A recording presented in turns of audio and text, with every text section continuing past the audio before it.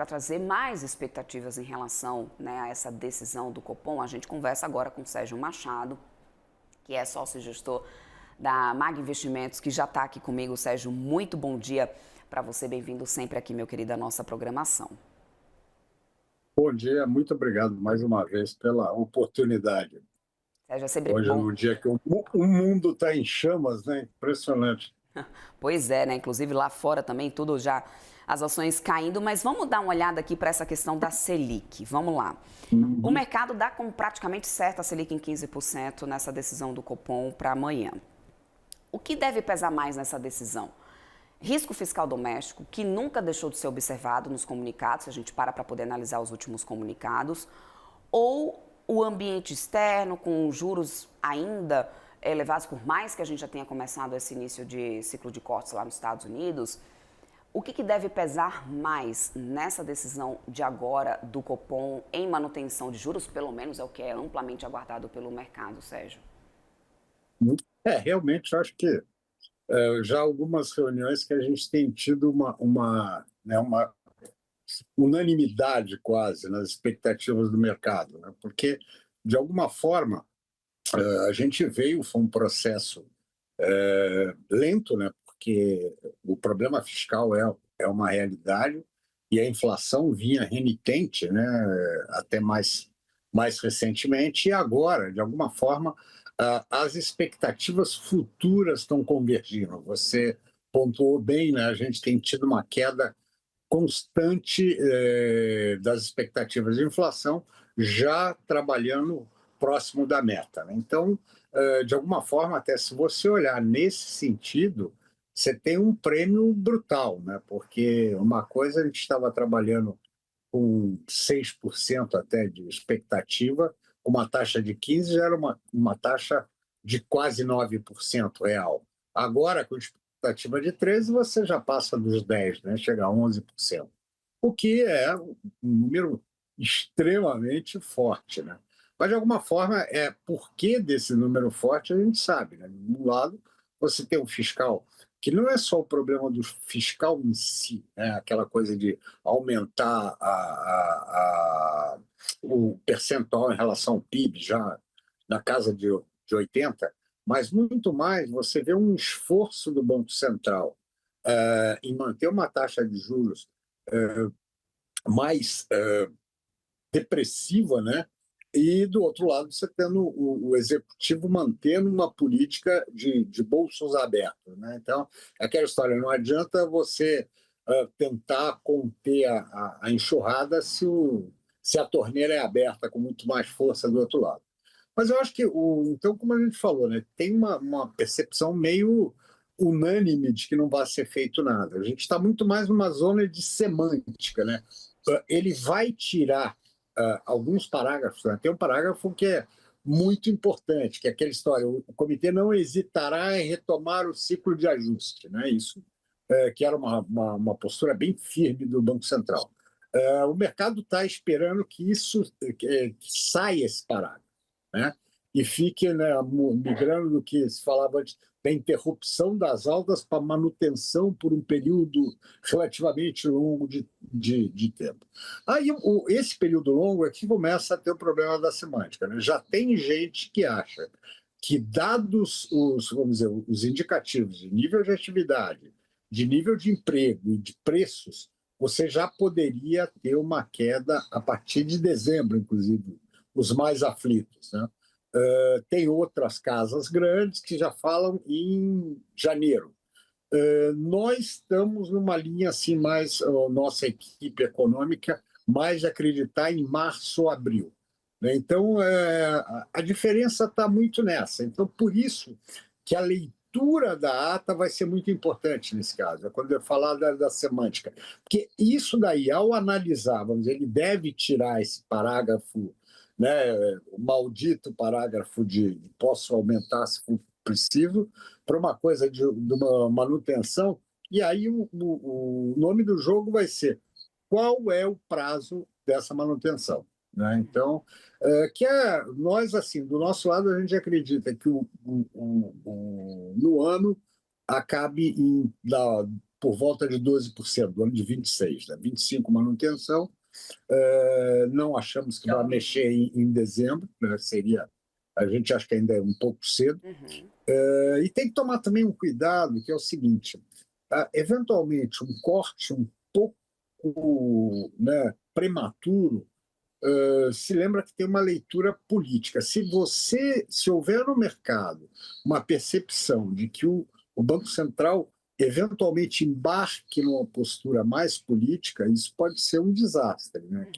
Eu acho que o grande mérito do Galípolo, né, dessa gestão do Banco Central, ter sido esse apreço pelo pragmatismo e pela técnica, né? Então, eu acho que isso é o mais importante, tá? Eu acho que, de forma geral... Sérgio, eu vou precisar te interromper, me desculpa a deselegância aqui, mas a gente tem o ministro da Fazenda, Fernando Haddad, falando nesse momento ao vivo, a gente vai ouvir o ministro agora. Esse trabalho preparatório de um ano foi para assumir a presidência. E eu estou bastante animado com o fato de que o TFFF, que é o Fundo de Florestas, vamos chamar assim, está sendo muito bem recebido. E é o carro-chefe da presidência brasileira a partir da semana que vem. Nós pretendemos, com base nas declarações do Banco Mundial, de que está disposto a ajudar a inaugurar os trabalhos, né, como um agente operador. E as primeiras manifestações de apoio de alguns países, que pode ser feito semana que vem, nós entendemos que nós podemos ter um ano muito proveitoso, o ano que vem, para angariar os primeiros recursos que eu individualmente falo a título pessoal, considero que nós podemos chegar a 10 bilhões de dólares para financiar as florestas tropicais do mundo todo, inclusive a brasileira. Então, eu creio que nós estamos colocando na mesa de negociação uma proposta prática de sustentabilidade das florestas tropicais que está sendo bem recebida. Na prática, como seria esse investimento? De que forma as florestas ou o cuidado com as florestas seria beneficiado? É como se fosse, assim, para usar uma imagem fácil de entender, como se fosse um banco da floresta. Esse fundo capta a uma taxa de juro baixa, empresta uma taxa de juro maior e com a diferença, com o lucro, vamos chamar assim, entre uma que a gente chama de spread, né?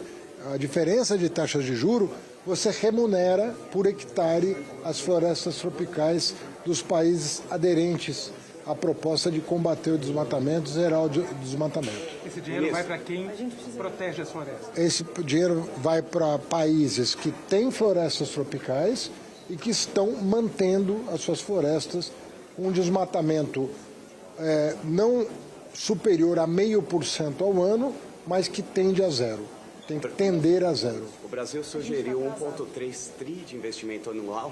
O senhor espera que isso seja bem recebido pelos outros países? Não, aí é uma proposta de várias COPs que vai ter que contar com outros mecanismos de financiamento, sobretudo o mercado de carbono. Aí o TFFF não dá conta desses valores. Aí você tem que ter um mercado estruturado de carbono para chegar perto desse patamar. A iniciativa privada é um desafio? A iniciativa privada vai vir com um mecanismo de mercado. Se você não começar a mudar a legislação, né, criando incentivos e penalidades, você não vai chegar no patamar adequado de sustentabilidade. Você precisa criar mecanismo de mercado para que as pessoas adiram e coloquem a questão socioambiental no centro da sua atenção. Bom? Valeu.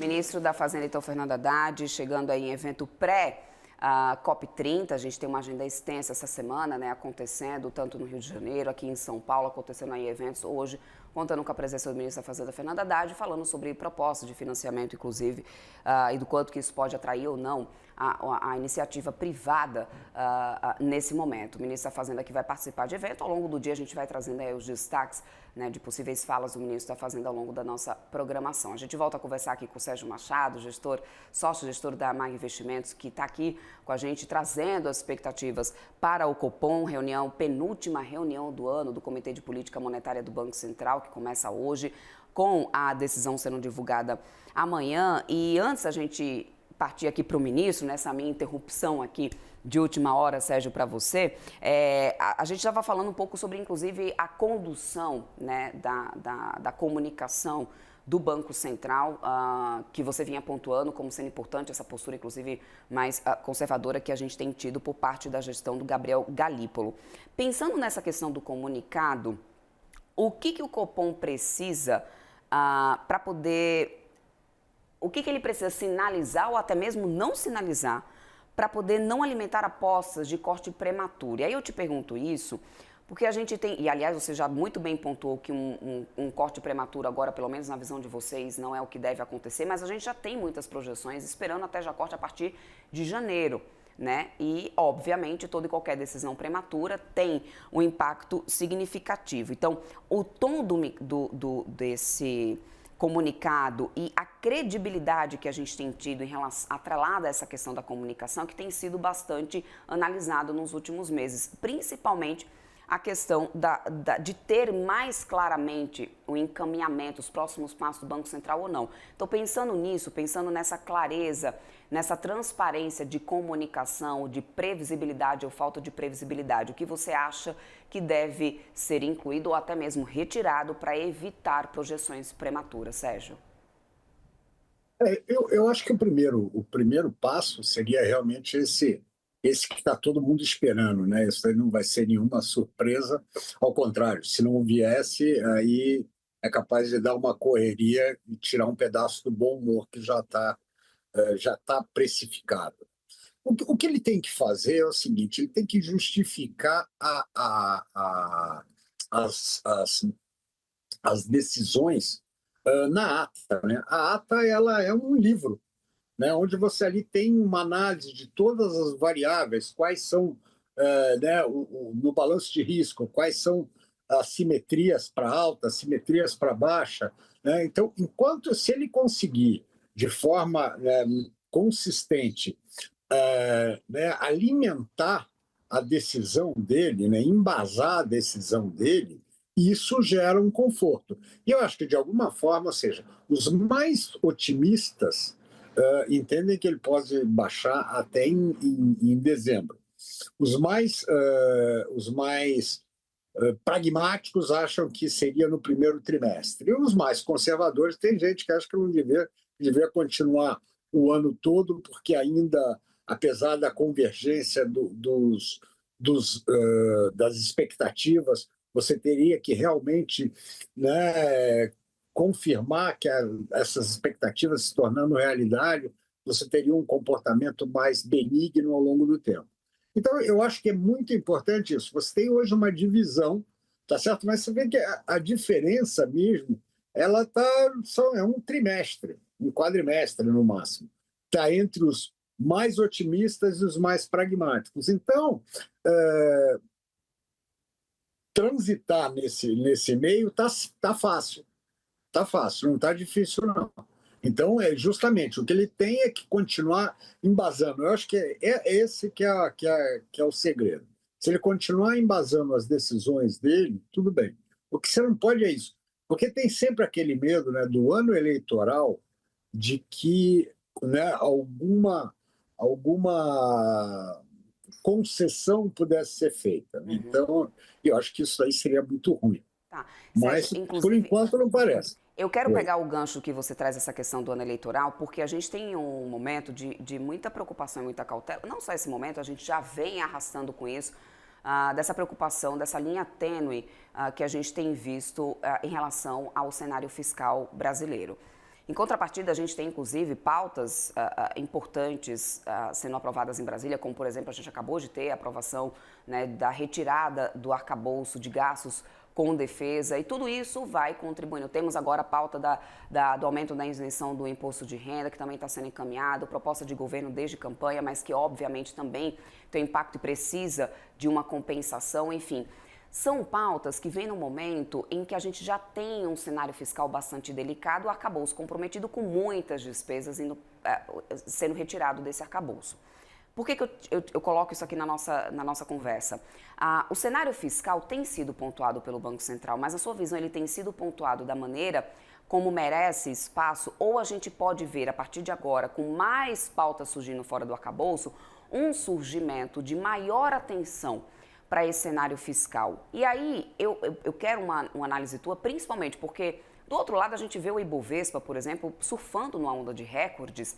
Eu já ouvi de alguns especialistas que acreditam que o mercado não está precificando ainda essa questão de uma maior cautela com o cenário fiscal, principalmente em ano eleitoral. Na sua visão, o Copom já deve começar a olhar com mais cautela ainda para isso a partir dessa reunião? Eu não sei, porque a gente também analisa, vai ser votada agora essa parte do imposto dos dividendos, né? Isso daí, na verdade, ele gera uma compensação maior do que a vantagem a perda de arrecadação com a isenção dos 5 mil, né? Então, tem uma parte que tem uma coisa meio falaciosa, né? Que a Receita está com uns ganhos potenciais aí dentro. Inclusive, tem um risco, nesse caso do dividendo, de você ter uma tributação retroativa ou você ter um corte de isenção, ou seja, o problema é esse, né? Quando você mexe em alguns itens muito complexos, a simplicidade gera distorções malucas, né? Então, você pode ter até, no caso, dependendo da análise, a tributação indo a 44%, né? No caso das empresas. Então, eu não vejo uma coisa assim de uma dificuldade de cobrir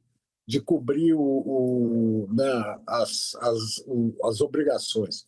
O que a gente está tendo é isso, e não esquecer que, na medida que a atividade tem surpreendido ainda positivamente, principalmente serviço, a parte de tributação, a arrecadação, ela tem batido recorde em cima de recorde, né? Então, o problema um pouco é isso, você vai sangrando, né? Você está sangrando o setor produtivo, né? Para manter um nível de política econômica mais frouxa, né? Mas eu acho que ele não vai entrar nisso não ainda. Agora, se o mercado já precificou, o mercado não está precificando nada não. De chacoalhada, não está precificando. É só ver o nível que está o dólar, o nível que está a Bolsa e o próprio juros, tá certo? Por enquanto, o mercado tem sido bem leniente com o futuro, né? Tem tido uma visão mais, né, curto-prazista, né, olhando mais um muro ali na frente. É um risco. Obrigada, Sérgio. Eu quero agradecer o teu tempo aqui com a gente. Gostaria de ter até um pouco de mais tempo para a gente continuar aqui com o nosso papo, sempre muito, muito importante. Sérgio Machado, sócio-gestor da MAG Investimentos. Muito obrigada, meu querido, por sua participação. Uma ótima terça-feira para você e até uma próxima. Eu que agradeço. Tchau, tchau.